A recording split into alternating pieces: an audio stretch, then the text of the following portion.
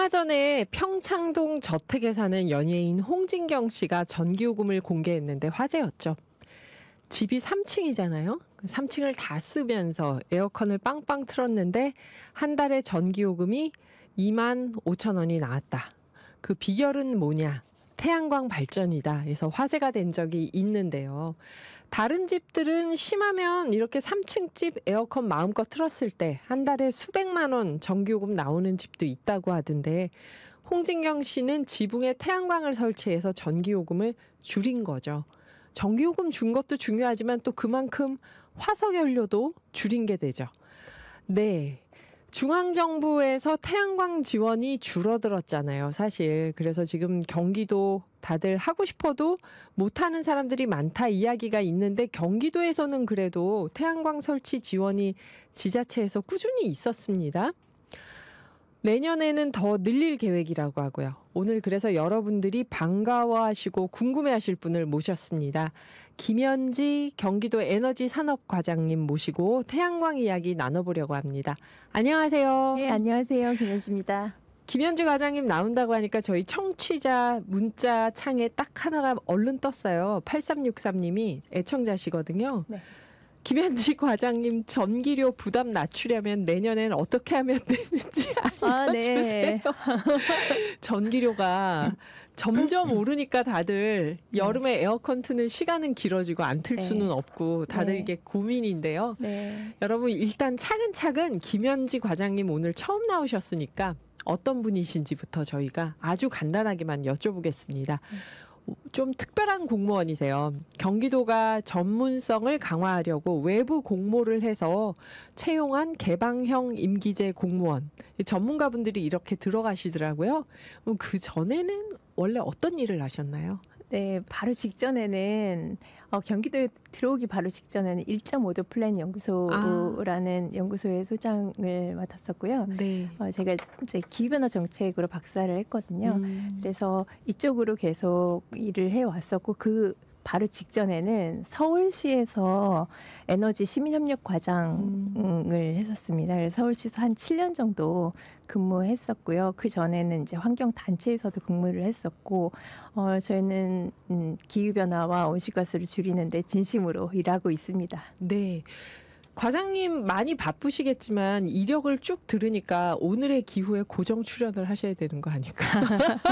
에너지 시민협력 과장으로 서울시에서 7년 근무하셨다고 했는데 사실 이런 시민협력으로 재생에너지 하는 걸 서울에서 더 크게 먼저 했다고 들었어요. 더 크게 하다가 이게 지금은 경기도에서 더 활발하게 하고 있는데 1.5도 플랜 연구소라는 1.5도도 전체 지구 온도 1.5도 이상 올라가면 안 된다. 전반적으로 기후 정책에 대해서 오랫동안 또 직접 공부하시고 현장에서 활동도 하시고 환경단체에서 공무원으로 행정일도 하시고 그랬던 건데요. 작년에 임용되실 때 김동연 경기도지사님이 이제 경기 아리백 강력하게 막 추진하실 때잖아요. 그러면서 임용이 되셨으니까 상당히 부담이 컸을 것 같아요. 과장님한테 어떠셨나요? 네, 작년에 제가 이제 3월 6일자로 임명이 됐는데요. 저희 기후환경에너지 국장님 차성수 국장님하고 저 그리고 그때 당시에 5명이 같이 개방형으로 임명이 됐거든요. 근데 이제 5명하고 차담을 하시고 나서 2명은 남아라라고 하셨어요. 지금 그게 이제 차성수 국장님과 저였고요. 예, 그리고 저희 국장님과 저에게는 더 특별하게 경기 아리백은 하도 내가 경기도에 얘기를 많이 해놨기 때문에 다 경기도 전체가 움직일 준비가 되어 있다. 이제는 시작할 때다. 당장 시작해라. 라고 지시를 하셨습니다. 그 업무가 굉장히 많으셨겠어요. 그동안 추진하시면서. 예, 정신 없었고요. 작년에는 정말 화장실 갈 시간도 없었어요. 그 정도로 바쁘게 지금 추진을 하고 계신 건데 어떻게 생각하세요? 경기도에서 경기 아리백 쭉 추진하시면서 이게 우리도 김동연 지사님 목표 얘기할 때 우리 항상 대입할 때는 다 서울대를 목표로 공부하고 시험 공부할 땐 100점을 목표로 하잖아요. 저는 김동연 지사님 막 발표하시는 기자회견이나 이런 거 보면서 그냥 그런 꿈의 목표로 들었어요. 열심히 네. 하겠다는 걸 저렇게 표현하셨구나. 네. 그런데 이제 정치인들은 말한 것에 대한 책임이 따르니까 이거를 네. 실제로 이루는 과정에서 지금 굉장히 여러 가지 노력이 있을 것 같은데 네. 과장님이 보실 때 이게 어디까지 실현이 가능한가 아니면은 지금 하고 있는지 이런 얘기를 조금 전반적으로 해주실 수 있을까요? 네.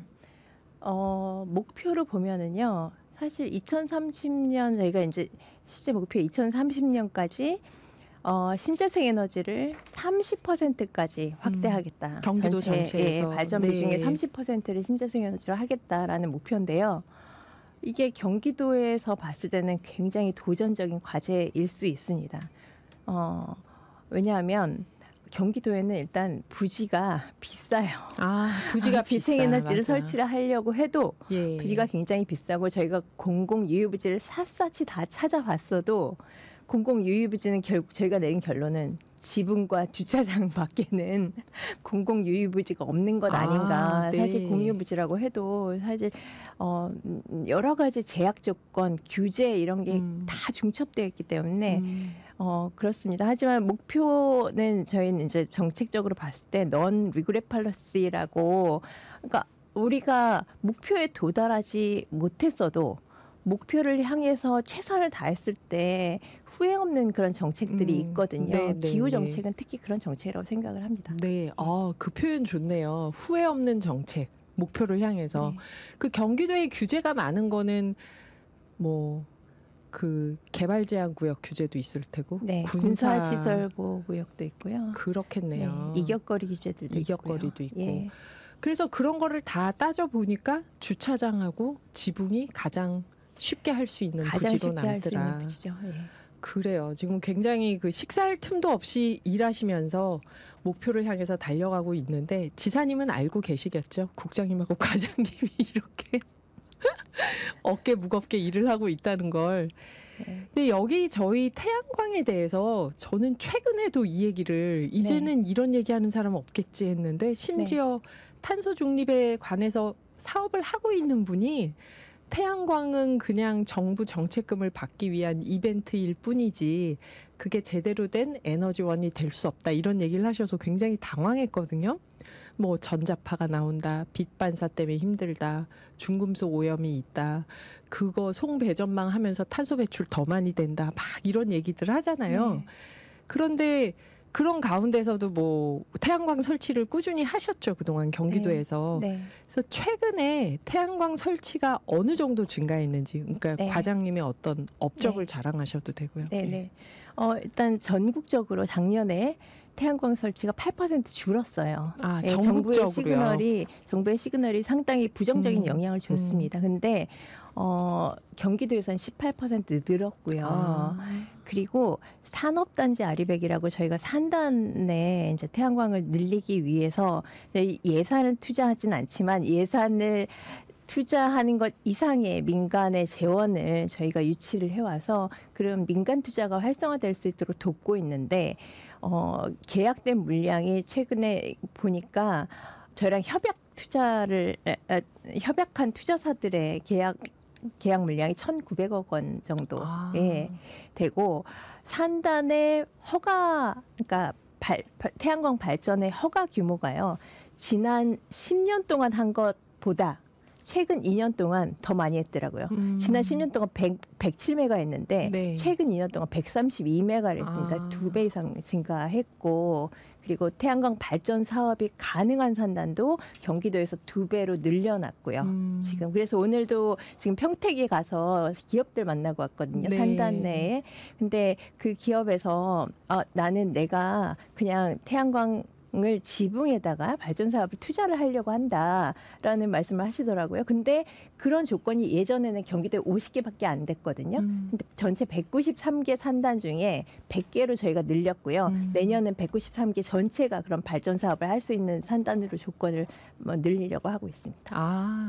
그러네요. 개인 집만이 아니라 이게 산업시설, 산업단지에서 하는 아리백도 지금 굉장히 그게 오히려 더 큰 규모일 수도 있고 얘기를 들어보면 전국적으로 8%가 감소했는데 경기도는 여러 가지 규제나 제약도 많고 부지도 비싸고 하는 과정에서 18% 증가가 했다. 지난 1년 동안 얘기를 해주셨어요. 근데 경기 지역에서 태양광을 설치한 가정 제가 시작할 때 홍진경님 네. 얘기를 했는데 이게 네. 워낙 사람들이 유튜브에서 네. 보고 좋아했던 그쵸. 얘기라 네. 경기도에서는 어떤 사례가 있었을까요? 가정집에 이런 태양광을 했을 때? 제가 직접 전화를 들은 고양시의 한 시민은요. 네. 시스템 에어컨을 바꾸고 나서 너무 걱정이 많이 되셨는데 전기 20만 많이 원, 나오죠. 20만 원 나오던 전기료가 4만 5천 원. 아 정말요? 예. 오. 그러니까 시스템 에어컨, 그러니까 전기를 많이 쓰는 집은 누진 단계가 확 내려가기 때문에 그만큼 절감 효과가 크고요. 네.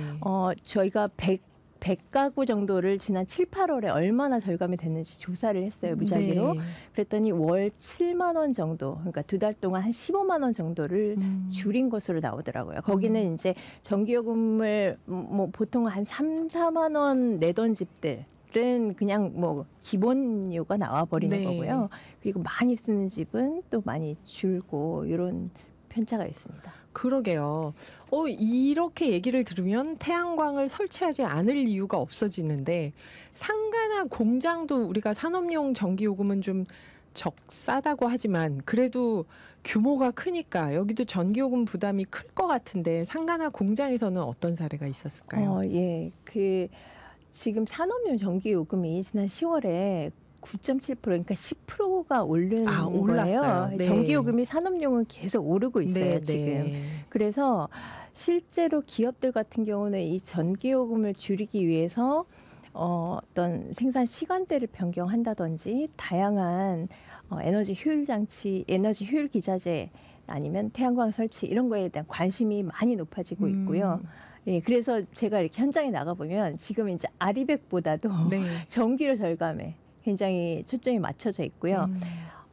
내가 그 전기료만큼의 부담을 줄이는 방법은 직접 투자해서 수익을 내는 방법, 아니면 전기료를 줄이는 방법, 아니면 놀고 있는 지붕을 임대해서 임대료 수익을 부가로 챙기는 방법, 이런 다양한 방법들이 있어요. 기업의 그런 전기 이용 패턴에 따라서 다양한데 저희가 이렇게 사장님을 위한 성공하는 지붕 태양광 가이드, 경기도에서 이런, 만든 경기도에서 전국 최초로 이런 가이드북을 만들었습니다. 그래서 이거 보시면 이제 앞에 난 누구처럼 전기료 안 내, 나처럼 노는 지붕으로 돈 벌고 싶지, 지붕 보수 왜 내 돈으로 해? 뭐 그렇지. 이러면서 태양광 설치하면 지붕 보수도 네. 해주니까. 네. 그래서 이렇게 좀 산단 내에 호응도 높일 수 있도록 저희가 홍보도 열심히 하고 있고 실제로 이제 사례 중심으로 여기는 담겨 있어요. 그래서 네. 어디에서 어떤 방식으로 설치했더니 얼마가 줄었더라. 그리고 예컨대 재생에너지 실적이 내가 필요하냐,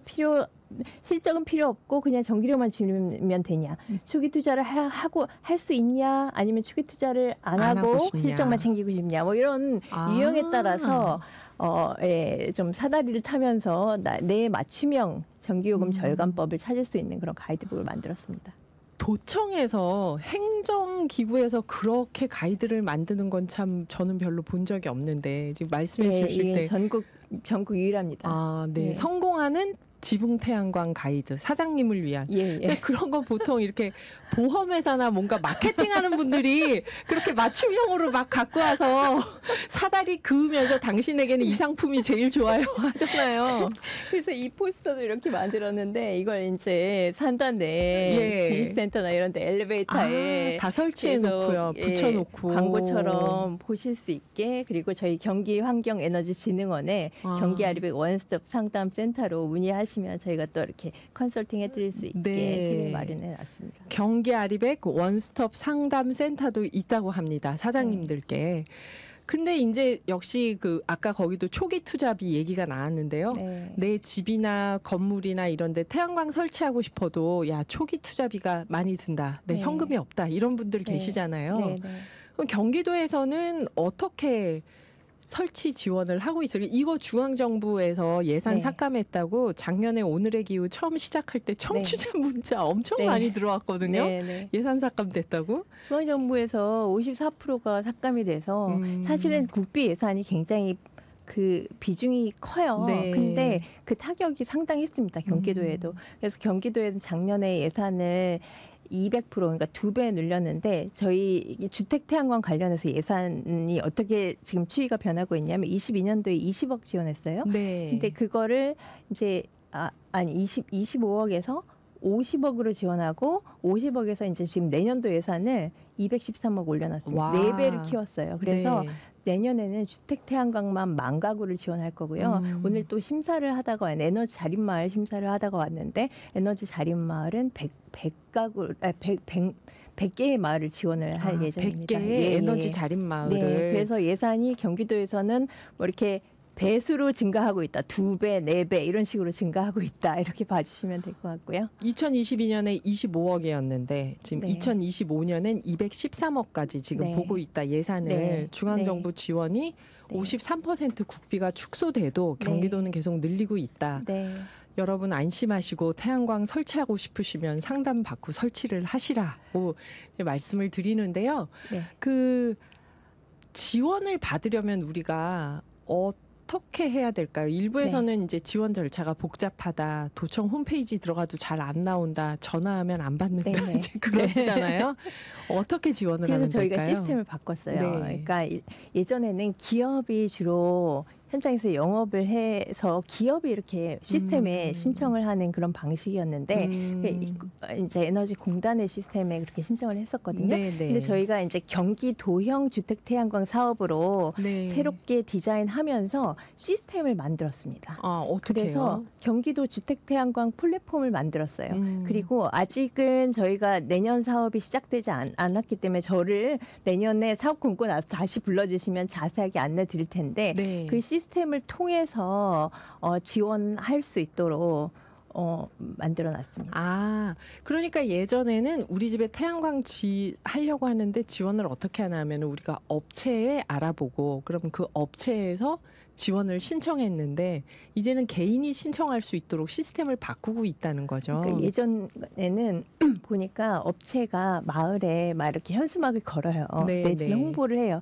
그러면 그걸 보고 전화를 해서 그 기업을 통해서 신청하는 네. 게 거의 대다수였거든요. 네, 네. 근데 지금은 저희가 설치 가능한 업체 리스트를 공개할 거고 그러면 개인이 그 업체를 선택해서 내가 업체를 선택해서 또 그 개인이 플랫폼을 통해서 직접 지원할 수 있는 그런 구조를 만들려고 하는 거죠. 그러면 훨씬 더 개인이 신청하기가 더 쉬워지는 네. 시스템이 되네요. 네. 그래요. 우리 음악을 한 곡 들으면서 잠깐 쉬었다가 이어가 보겠습니다. 네, 그 사이에 2227님 새싹 문자로 질문 주셨네요. 꼭 좀 봐주세요. 태양광 설치 예정인데 지붕은 왜 정부 지원 안 해줍니까? 태양은 지붕이 뜨겁도록 비춥니다. 그렇죠. 마당에 설치하면 자리만 차지하고 햇빛이 잘 안 들어옵니다. 지붕 설치도 지원을 부탁드립니다. 그랬는데 어떤가요, 김현지 과장님? 네, 저희 내년에 10,000가구 지원하려는 사업이 주택 지붕 태양광 지원 사업입니다. 네. 예. 그래서 지붕은 내년에 자부담을 50% 경기도에서 지원할 예정입니다. 예, 227님 그렇다고 합니다. 경기도 사시죠? 네, 경기도에서 지원하는 겁니다.